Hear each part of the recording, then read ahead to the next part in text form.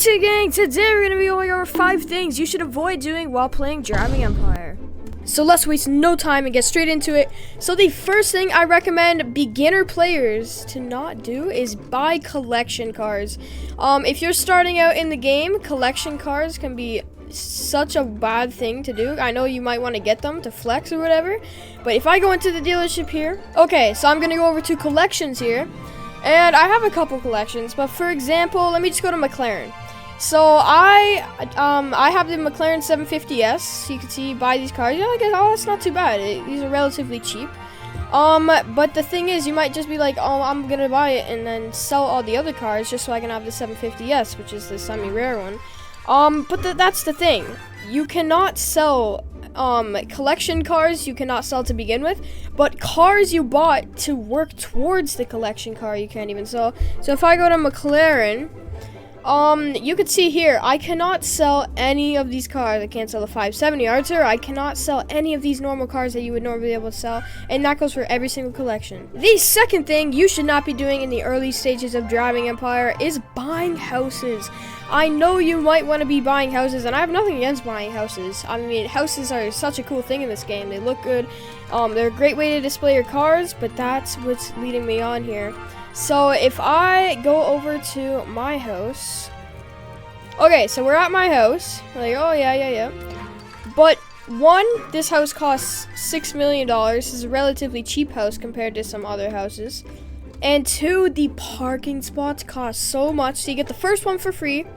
But then if we head back here into the garage, so now that we're in the garage, as you can see, we have 6 more spaces here, parking spaces.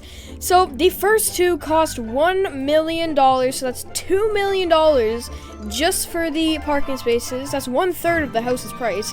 And the last 4 parking spots are all Robux.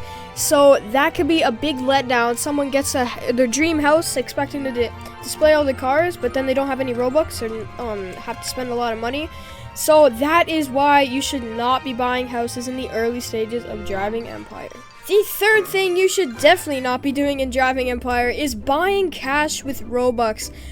This could be a pretty obvious one, but if you haven't noticed, cash is so overpriced in this game. It's actually scary that some people are buying this.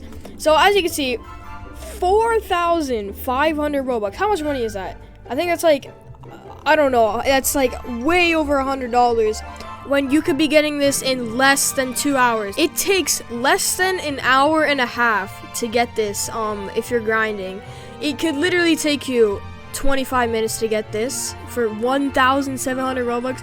It's just insane. But the car packs, on the other hand, aren't terrible. They still could be a lot of money. The next thing you should not be doing in Driving Empire is buying and selling cars. I cannot stress enough. I say this so many times, but you should not be buying and selling cars. So if I head into the dealership here and choose a random car that I can sell. So how about this, the Audi RS3.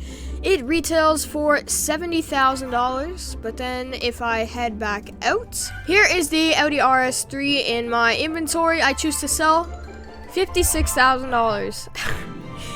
That's a $14,000 down the drain, but you might be, that's not that much. Well, this car is not that much to begin with, but if I pull up, for example, the Hennessy Venom F5, this car retails for $8.5 million in the dealership.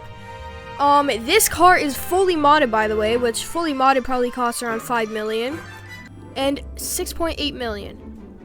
Like, that's just crazy. So I buy the car for $8.5 million. I add $5 million onto it. That's $13.5 million, and I'm getting half of that back. Like, it's just insane. Guys, I cannot stress enough, do not buy and sell cars in Driving Empire. The next thing you should not be doing in Driving Empire is having some certain settings. So if I go into settings here, who can drive my vehicles, you definitely want to make sure this is not on everyone. If you trust your friends, you can have it on friends, but people will just sometimes steal your vehicles and you're like, where'd my car go? Who can sit in my vehicles? Again, that depends, up to you. I would have it on nobody or friends. Whose vehicles can I sit in? I would do friends or nobody, because sometimes you'll just be standing still or AFK, and then literally people will try to kidnap you. I need to change that myself. Two of the main settings you should definitely not have on are vehicle collisions, because you know, if you're starting a cross-country race or any race, to be honest, and someone pulls up in front of you with vehicle collisions on and they stop you from getting a good start on the race, that is the most annoying thing ever. But yeah, it could be fun if you're playing with your friends or whatever. And comfort driving mode, it just makes it so if you're, I'll show you right here. So if I turn it on, pull out a random car, it just makes it less like I'm hammering A, hammering D. It just makes it the car steer less. It's a bit of like almost understeer, so it's easier to drive if you're just trying to highway grind or whatever. So yeah guys, that'll do it for this video. If you enjoy this type of content, I'd really appreciate if you consider liking and subscribing, because I post twice a week covering all the major updates and doing other fun stuff like this. This is Goaty Gaming, out.